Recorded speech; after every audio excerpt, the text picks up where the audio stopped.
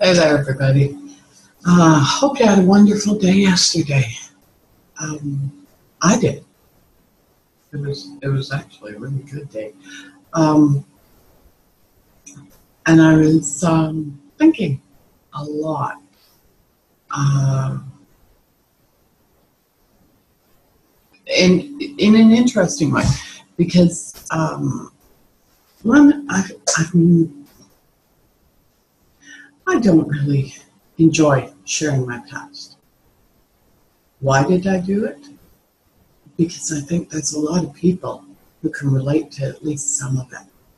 And feeling alone, isolated, or invisible is not fun. That's putting it mildly. Been there too.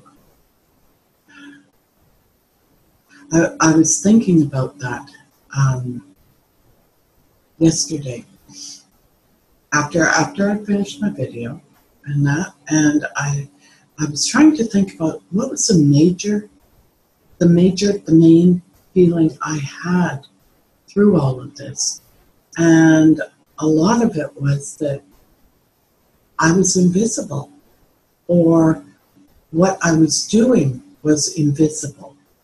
And do you remember the story of the shoemaker and the elves? You know, the shoemaker would go to bed and the elves would come and make all the clothes, or all the shoes rather, and then they disappear before morning. And I felt like that was me. And I felt like that was me in a lot of areas.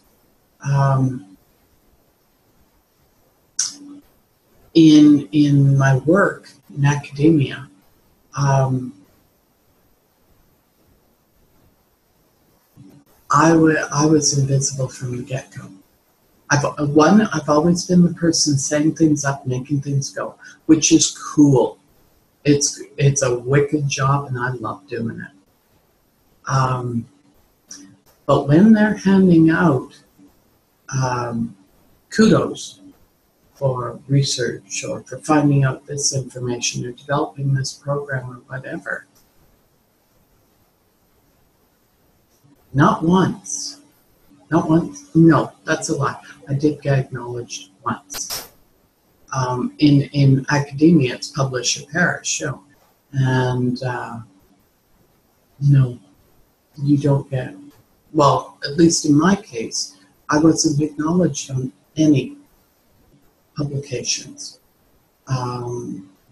even when I ran it, even when I made it go, even when I made the research happen. That was the principal investigators, that was the academics' role. I wasn't scientific. I love that, I wasn't scientific. So that was one thing I was invisible at. And so professionally, I was invisible.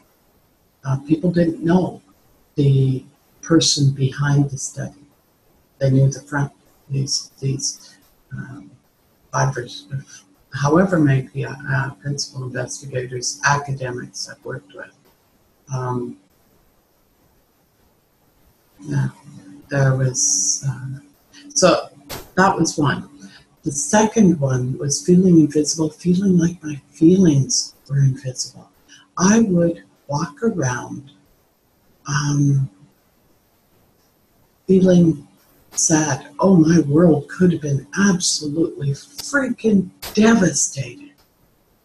And not a soul would know. And I felt like, doesn't it show? Can't they see how much I hurt? Don't they know how much I need them to ask me how I'm doing and to mean it? Haven't they got any clue how badly I need someone to talk to?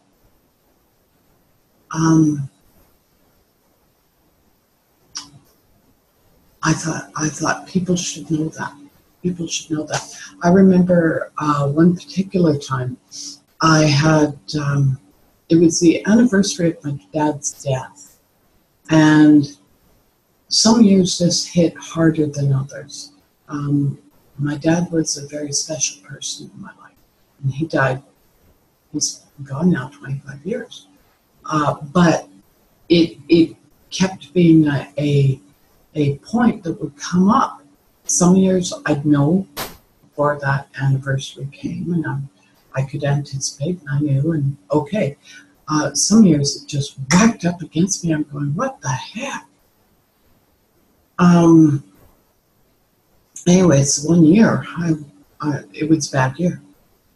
And I went to a friend of mine's, and I knocked on the door. I hadn't given her any notice of this, and I wandered in, and she's going, "Hey, cool to see you. Come on in, sit down," and started telling me all about her day and all about how things were going in her family, and discussing her family relationship and dynamics and all this.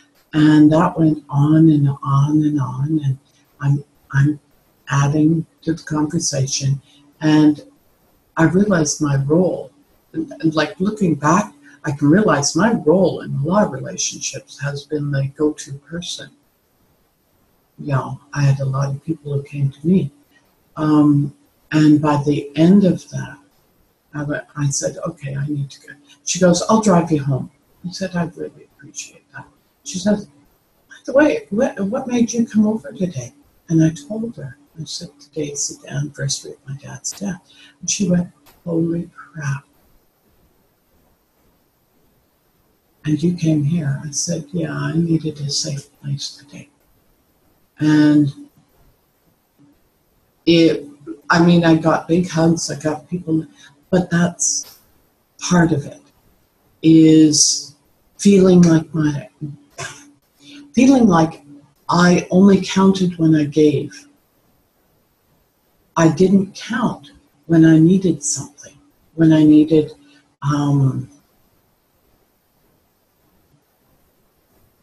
someone to listen, I needed someone to care. This is really coming up hard, and I didn't expect that. It's difficult to explain. It's really difficult, but I walked around feeling so isolated and so misunderstood and so unwanted and unaccepted, unappreciated, for many, many, many years. I suspect it had a relationship with the PTSD and the suicide. I suspect it had a relationship with depression.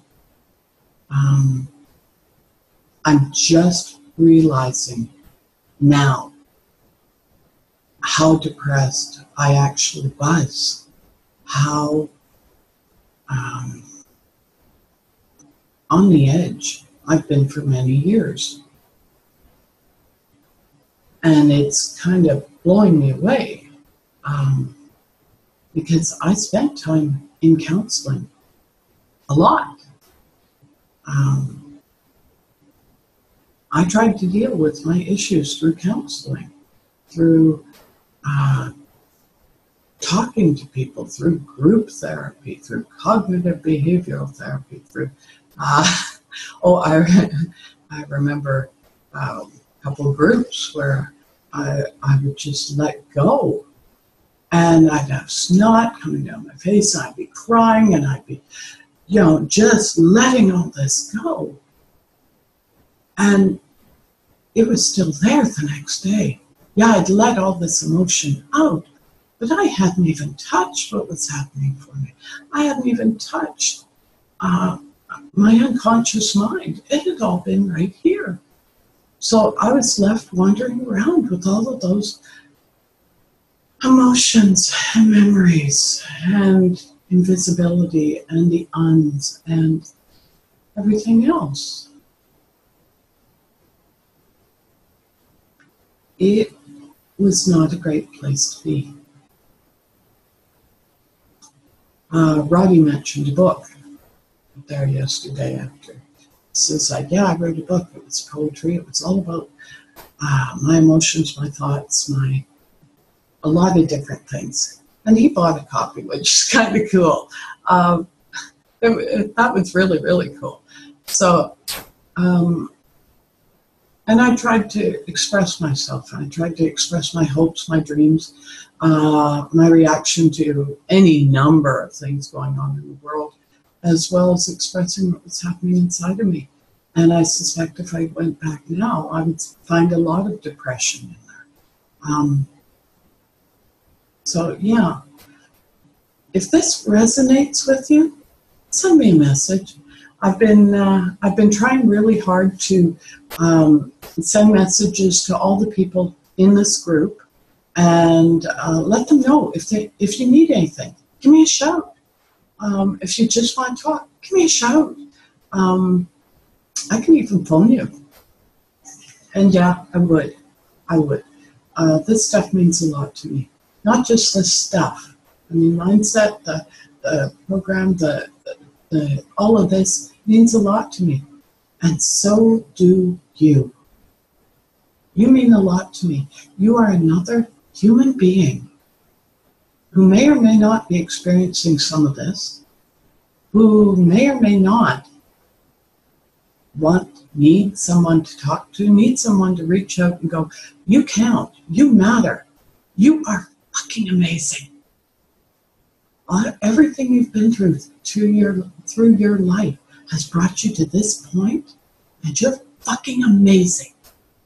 And not enough people tell you that. Not enough people tell me that. No, that's a lie. Since I met other people in MPI, the Mindset Performance Institute, I get told that a lot. I'm kind of blown away by it, but I get told that a lot. So just let me know. I can't reach out if you don't let me know you want me to. So send me a note back to one of these messages I've sent out and just say, hey, Judy, do you have a few minutes we can talk? Chat on Facebook. Can you phone me up? Yeah, I probably can. Or if I can't, I will find a way. We will find a way to communicate. I'll send you my Zoom number and we'll have a lovely meeting. So talk to me, and if any of this resonates, wow, and thank you. Thank you for hearing my story. I don't see a lot of comments on it, so I don't know if this makes sense to people.